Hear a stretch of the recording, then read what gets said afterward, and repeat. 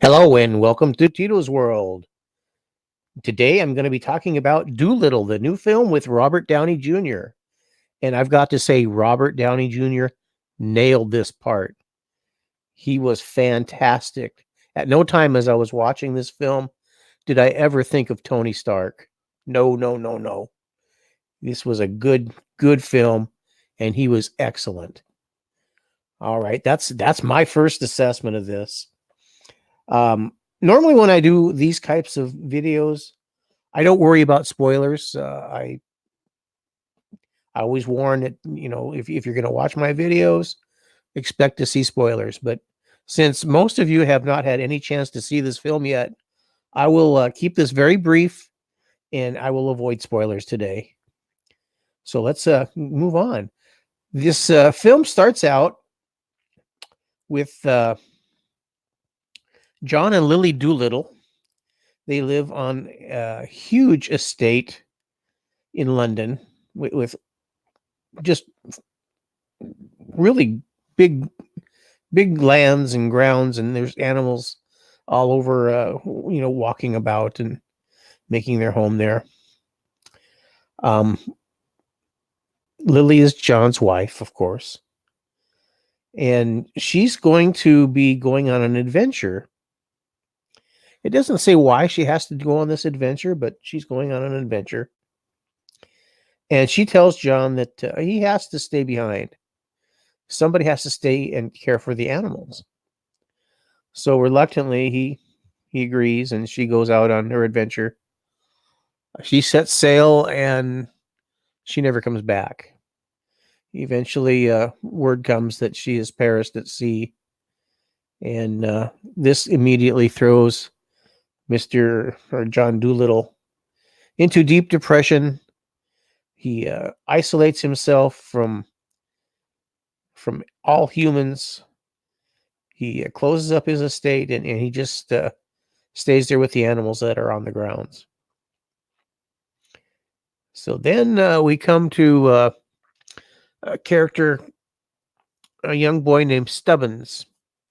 Stubbins' father is a hunter, and his father is trying to teach him how to become a hunter. So they're out in the woods, and a flock of geese fly above, and he gives the boy a shotgun and tells him to shoot a goose as they fly over. Of course, the boy doesn't want to shoot the goose. So he shoots away, and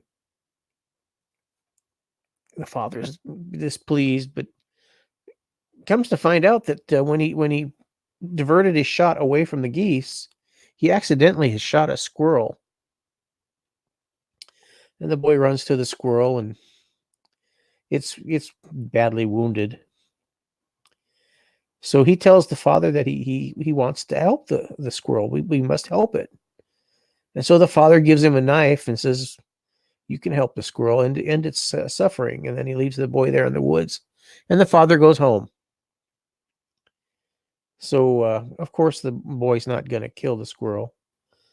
So he takes the squirrel, bundles it up, puts it in his satchel, and he goes to Dr. Doolittle's estate. When he gets there, of course, the gate's locked and he cannot get in, so he has to sneak in. In about the same well, let me go on with this first and we'll get back to that. So anyway, he gets in. The animals don't want him there. They're very kind of aggressive towards him, and he makes his way inside. And Dr. Dolittle doesn't want him there. Tells him to leave. That he's retired. He no longer sees people, and he doesn't he doesn't do any doctor work anymore. Previously, the doctor had been the personal physician to the queen. And that brings up this next part. About the same time that this is going on, Lady Rose, the queen's, I guess she's I don't know if she's the a relative or a lady in waiting or what, but she arrives at the estate, and she's there because the queen is gravely ill, and they've sent for Dr. Dolittle, and he refuses to go. He doesn't want to go because, as he explained to Stubbins, or he didn't explain to Stubbins, he doesn't treat people anymore, and he's refusing to go. I'm not going to be real detailed here, but in the end, he decides that he's going to go. So Lady Rose, Stubbins, and the doctor, they head to the queen, and when they get there, she's very ill. Doctor examines her, and he's able to determine, with the help of some of the animals that are in the room, that she's been poisoned by a deadly type of nightshade that comes from a far off place. And the only cure to it is a fruit that's extremely rare and only grows in one place.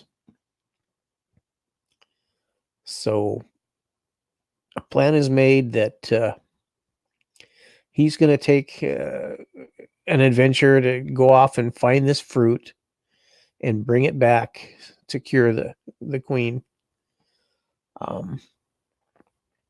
What comes about is that his rival, who's now the queen's physician, or has been, and let's see.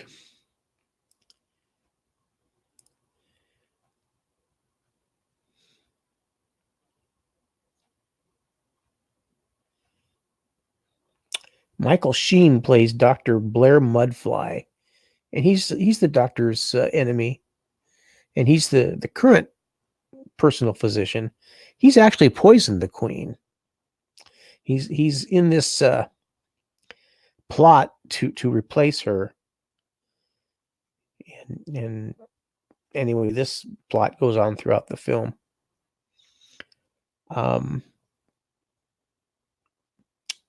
So anyway, they go out on this journey, and I think this is the Chancellor who's behind this plot. He sends Dr. Blair on a warship to follow the Dr. Dolittle, and of course they try to sink his ship.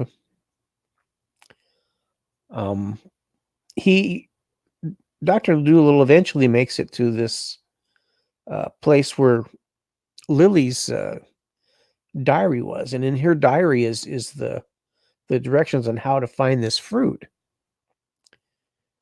But Lily was the daughter of Razuli, who was the king of pirates, played by Antonio Banderas, by the way. And I didn't recognize him. I didn't. He didn't look like I expected, so I didn't recognize him right off. But yeah, he was, and Antonio Banderas was Razuli. So some things happen there at the pirate stronghold, and anyway, he ends up with a ship because his ship has been sunk, and Razuli gives him a ship, sends him on his way, and he sets out. And I'm not going to go much further than this because I don't want to spoil this story for you. But anyway, the story continues, and I just want to say I think this was a fantastic movie. It was distributed by Universal. Just really, really good. Of course, it was based on the old Dr. Dolittle story from Hugh Lofting. Um, Disney's done a couple of versions of it. In this version, Chi-Chi, which in previous versions had always been a chimpanzee, was not a chimpanzee this time. This time, Chi-Chi was a very large gorilla. And Chi-Chi's afraid of his own shadow. He's very fearful. And so to watch him throughout this film is quite entertaining. Who else is in this? There's voice work. Emma Thompson was Polynesia, the parrot. John Cena was Yoshi, the polar bear. And Tom Holland played Jip the dog. So some real good talent there. Surprising that Tom Holland was with Robert Downey Jr. in this film. So apparently they continue to work with each other. Yeah, that's good, I suppose. But that's not for Disney. This is for Universal. So anyway, my recommendation is go see this film. It's good. I like the film. I liked it a lot. And yeah, I would recommend this to anybody. It's I guess I don't know if I would call this a PG film or a rated G film. When is the last time anybody has released a rated G film? I don't know. I don't really know what this is rated, but it may have been PG, but it was very entertaining. And like I said, I really like this one. So that's about all I've got to say about this. Again, I don't want to get into any spoilers. Want to leave that all open for y'all so that you can enjoy it for the first time yourself. And so anyway, that'll be it for today. Come back again. We'll see you next time. Until then, take good care of each other.